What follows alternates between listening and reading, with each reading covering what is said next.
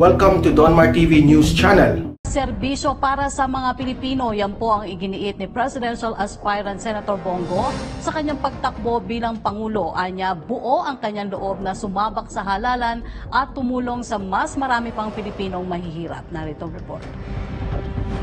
Muling nanindigan si Presidential Aspirant Senator Bongo. Buo ang kanyang pasya para ituloy ang pagsiservisyo sa mga Filipino. Buo ang loob ko na magserbisyo po sa aking kapwa Pilipino. Buong buo po yan. Buong panahon ko, buong katawan ko, ibibigay ko po para sa Pilipino. Pero nilinaw ni Go, ibang usapin ang pangangampanya para sa kanyang kandidatura sa pagkapangulo sa darating na halalan sa Mayo ng 2022. Ibang usapan po itong kampanya. Marami pong nahihirapan. Ayoko pong mahirapan po yung ibang tao. Lalong-lalo na po si Pangulong Duterte. Naawa po ako sa kanya. Pagtitiyak ni Go, laging una sa kanyang isusulong ang kapakanan at interes ng mga Pilipino na kanya nang naging adhikain na malaan ang oras at buhay sa pagsiservisyo na kanyang natutunan sa pakikipagtrabaho kay Pangulong Duterte buhat nung alkalde pa ito ng Davao. Ang pwede ko lang pong ipagmalaki sa inyo, ang bisyo ko po ay magserbisyo. Kung trabaho lang po ang pag-usapan bilang Pangulo, alam ko po ang trabaho ng isang Pangulo. I've been there sa tabi ni Pangulong Duterte. Aminado si Go na may mga suhestyon o panukala siya sa Pangulo at lagi niyang sinusubukan na palaging maging bahagi ng solusyon. Alam ko po ang problema, alam ko po ang solusyon. Part po ako ng solusyon. Kahit sabihin mo, nakialam ako kay Pangulong Duterte sa desisyon niya. No. Kanya po yun, final decision niya po lahat ng mga yan. Pero nakapag-suggest ng magagandang desisyon, oo po. Nakapagbigay po ako ng magagandang suhestyon sa kanya. Kagabi, iginawad ng Nation Builders and Muslim Awards 2021 ang pagkilala kay Go para sa kategoryang Outstanding Public Service of the Year. Ayon sa award-giving body, na binibigyan nila ng pagkilala ang iba't ibang personalidad mula sa gobyerno, business sector, research at NGO na nagsusulong para mas maging ligtas at maganda ang mundo. Nagpasalamat naman si Go sa parangal na iginawad sa kanya. Maraming salamat po. Pero ako naman po, with or without award, magtatrabaho po ako. Kami ni Pangulong Duterte, hindi po kami sanay na bigyan po ng award dahil trabaho naman po namin ang maglingkod po sa inyo. Ako po isang probinsyano na binigyan po ng tao at ng Panginoon ng pagkakataon makapagserbisyo. Kaya hindi ko po ito sasayangin. Formal nang lumagda sa Uniteam Agreement ang mga partido na sumusuporta sa BBM Sara Tandem para sa susunod na halalan. At Moreno-Ong Tandem, negatibo rin sa illegal drug testing. Ang iba pang update sa aspirant sa sentro ng balita ni Patrick De Jesus.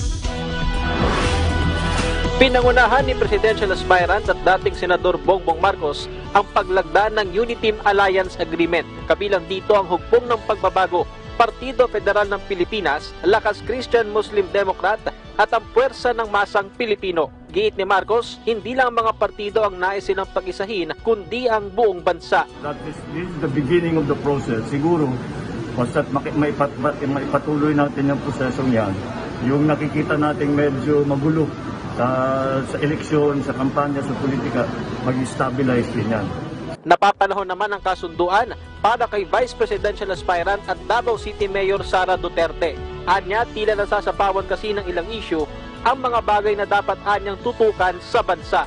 As your Vice Presidential candidate, I am proud of this agreement that powerfully illustrates leadership transcending throughout political colors. To PFP, Lakas CMD, PMP, and HNP, there is no turning back. Samantala, una nang inilabas ng alkalde ang negative test results sa paggamit ng illegal na droga. Gaya ng iba pang aspirants, negatibo rin ang resulta sa illegal drug test ni Manila Mayor Isko Moreno. Kasama niyang sumailalim sa testing ang katandem na si Dr. Willie Ong na negative din ang result. Urine sample ang kinuha sa dalawang aspirant na sinuri sa lahat ng klase ng illegal na droga at ginawa sa mismong opisina ng PIDEA.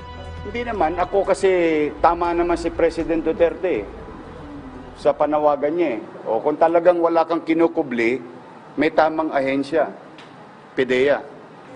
You go here, submit yourself.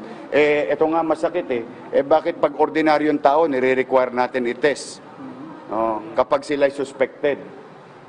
Di ba? Tinetest natin, PIDEA nagtetest. Bakit pagkakandidato kang presidente, hindi na pwede sa PIDEA? Una na ring naglabas ng negative drug test result ang kampo ni Senador Manny Pacquiao. Pero pagtitiyak ng presidential aspirant, bibigyan ng pagkakataong magbago ang mga gumagamit ng illegal na droga sakaling siyang manalo sa susunod na halalan. Sa totoo lang, ang mga drug users ay biktima ng circumstances sa buhay. Dapat silang bigyan ng pagkakataon makapagbago. Ipakulong natin ang mga big-time drug trafficker at iligtas ang mga biktima ng illegal na droga. Sa Cavite naman, bumisita ngayong araw si Vice President at Presidential Aspirant Leni Robredo. Partikular niyang kinausap ang mga taga-suporta sa General Trias City. Ito, alam mo, sabi ko nga di ba kahapon, ano ang title ng ating live? Ang sabi natin, lalong parang maraming nagduda kesa sa na satisfied. Di ba? Parang ganon yun ang ating vlog kahapon. Marami ang nagsasabing hindi sila satisfied sa ginawang testing ni Bongbong Marcos. Basta ako ang opinion ko dito patungkol sa testing ni Bongbong Marcos gitna ako. Okay? Pero marami sa netizen natin sinabi kahapon. Kesa na sila'y nakumbinse, sila'y lalong nagduda. Di ba? Hindi ko alam kung bakit. Akala ko yun lamang ay tayo lang mga nandito. Pero yung pala marami talagang netizen na nagduda dun sa ginawang testing ni Bongbong Marcos. This is SMNI News. Hindi yan.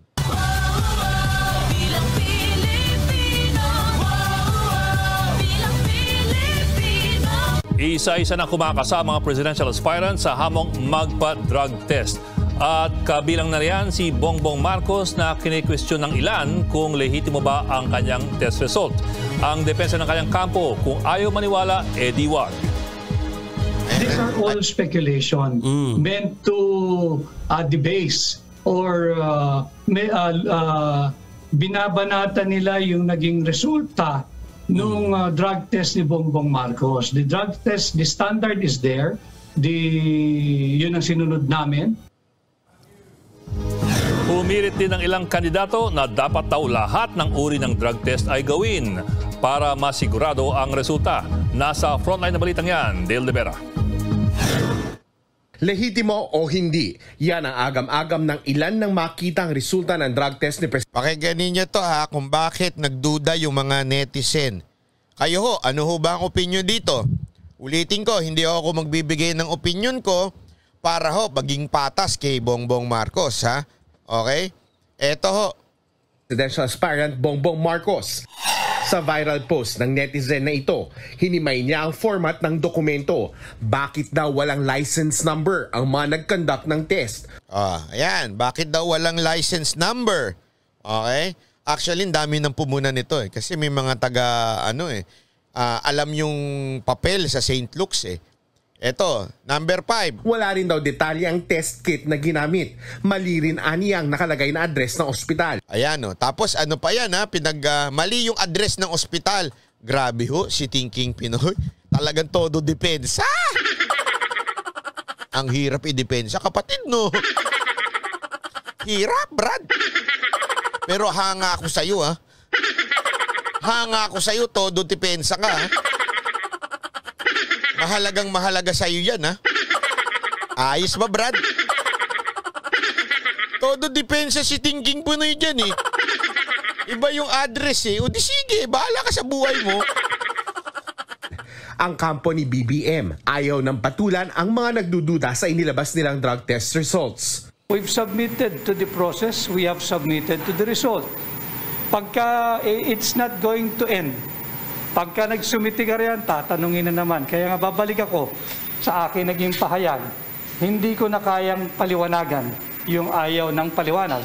At hindi ko kayang ipaunawa doon sa mga talagang ayaw umunawa. Yun lang ang sagot. Sa mga ayaw maniwala, edi wag kayo maniwala. Kung gusto nyo maniwala, edi maniwala kayo. Ganun lang yun.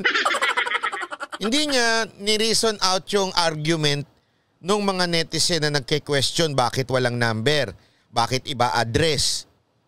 Hindi niya na sinagot yun. Ang sinabi, ayaw nyo maniwala, di wag. Diba? Ayaw nyo maniwala, di wag. Okay, ganun pala. O sige.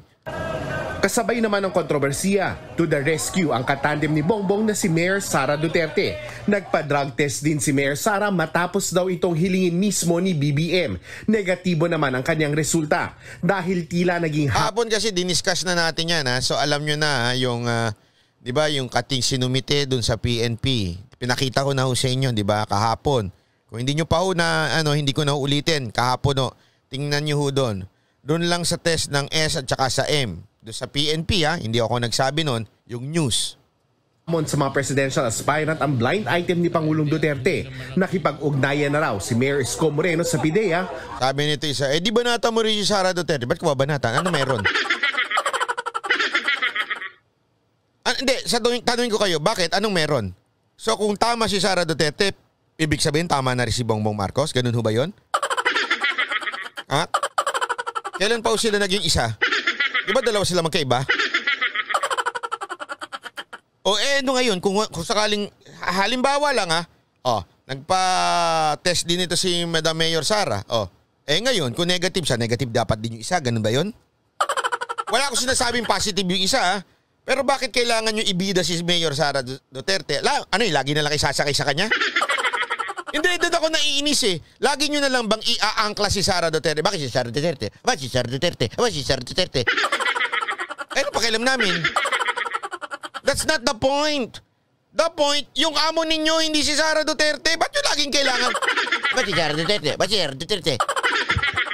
Sinabi ni Pangulong Duterte, weak leader si Bongbong Marcos. Bakit si Sara Duterte? Bakit si Sara Duterte? Nyo sagutin yung sinabi ni Pangulong Duterte. Ba si Sara Duterte? Ba si Sara Duterte?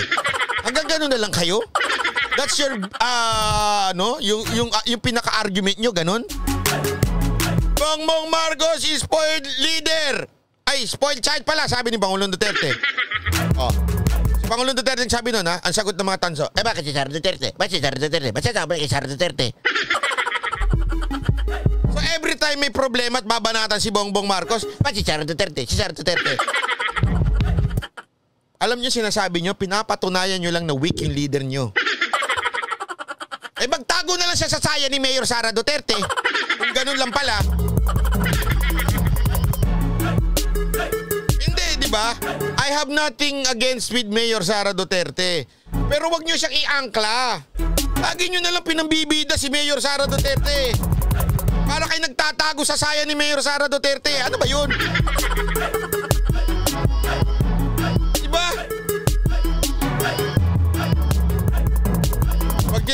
Pag sinabi ni Pangulong Duterte, may baggage yan si Bongbong Marcos eh.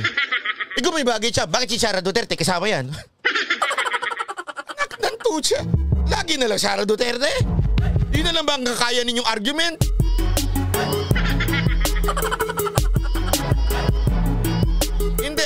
Wala akong problema ulitin ko, wala akong problema kay Mayor Sara Duterte. Pero wag niyong gamitin si Mayor Sara Duterte para sagutin ang mga issue ni Bongbong Marcos. Sabi nito, bakit ikaw puro bongo? Oh my God. Are you serious? Tanungin ako, bakit ikaw puro bongo? Hindi mo alam? Kandidato yun eh. Yun ang kandidato eh. Si Bongbong Marcos siya kasi Bongo. Kandidato. Naturalmente. Grabe naman. Oh my God. Ganun talaga kayo mag-isip? Kaya natatawag kayong tanso eh. Grabe. Nakita niyo yung comment na yun? Bakit ikaw? Puro ka Bongo. Ala. Talagang pinapatunayan niyo yung pagkatanso ninyo, ha?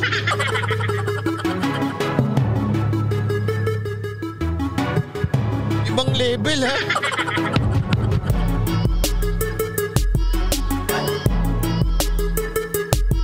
Ano namang klaseng tanong yun?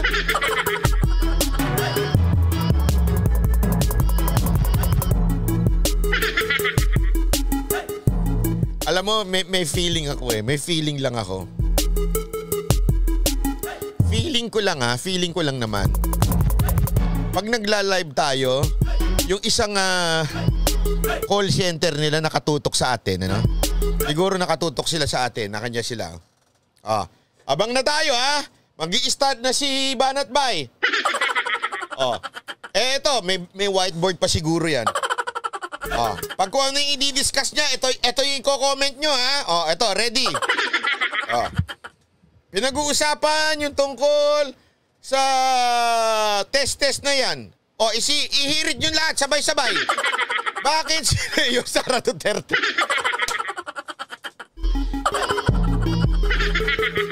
Kasi pare-pareho eh. Unless pare-pareho kayong yung utak tanso. Ang birang buhay ito.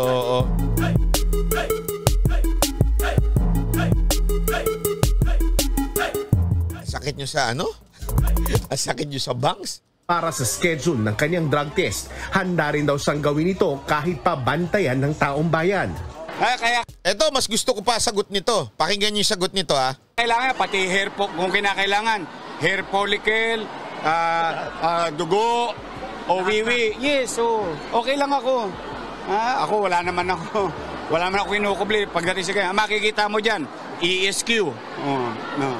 Katas ng ESQ. Mukhang tama yun ha. Mukha talaga ha. Tanduay, Jinbulag, Anyeoram. Bukod kay Moreno, damay din sa drug test ang kanyang katandem na si Doc Willie Ong at buong senatorial slate. At tulad ni Moreno, willing din daw si Senador Bongo magpa-drug test kahit pangaraw dagdagan pa ng urological test. Walang problema sa akin anytime. Ayoko lang po makipag-unahan sa kanila. Anytime po, any day, kahit saan po. Kung maaari, yung kumpletong drug test na talaga. Yung pinaka-kumpleto na drug test. Anyway, karapatan po ng bawat Pilipino malaman kung if you are fit to lead this country. Kung si Vice President Leni Robredo raw ang tatanungin, sasabak daw siya sa drug test. Pero paniniwala niya, dapat biglaan. Dapat sana yung pagpapadrug test hindi mo unannounced. Unannounced kasi alam naman natin na mas maigi na random, mas maigi na unannounced para nakukuha mo kung ano talaga yung tunay na sitwasyon. So parang self-serving kasi kung magsasubmit ako, 'di ba? Magsasubmit ako for a drug test. Kung halos lahat ng presidentiable tumatangging walang kinalaman sa illegal na droga, si Senator Manny Pacquiao idinetalya ang tungkol sa paggamit niya ng illegal na droga noong bata pa siya na una niyang inilhad sa isang foreign interview. Aniya, kapag mahirap ka at ignorante sa buhay, hindi mo raw alam ang layunin ng mga taong iyong makakasalamuha. May mga tao rin daw na nagsasamantala sa murang isip ng mga bata, pero nagkaroon daw siya ng pagkakataong magbago. Nagbabalita mula sa Frontline, Dale De Vera, News 5. Ay nako. Anyway, ayan na nga ho. Kitang-kita naman po natin ang mga nangyayari sa sitwasyon ha. Ito lang masasabi ko ha. Ito ha. Aside from dyan sa testing issue na yan, yung issue ng testing na yan, isa lang naman ho talaga ang katanggap-tanggap dyan. Sana ho hair follicle talaga ang gawin na testing. Wala nang iba. Kasi yung iba puro ano lang yan eh. Parang pakitang tao lang yung ihi. Bakit to? Hindi ko kasi biglaan eh. 'Di ba? Okay lang sana yung ihi at saka yung blood test kung biglaan. Surprise attack, may ganun ba? Kaya lang kung dahil sa ang tagal na yung issue na yan eh, 'di ba? I mean, issue ng testing na yan.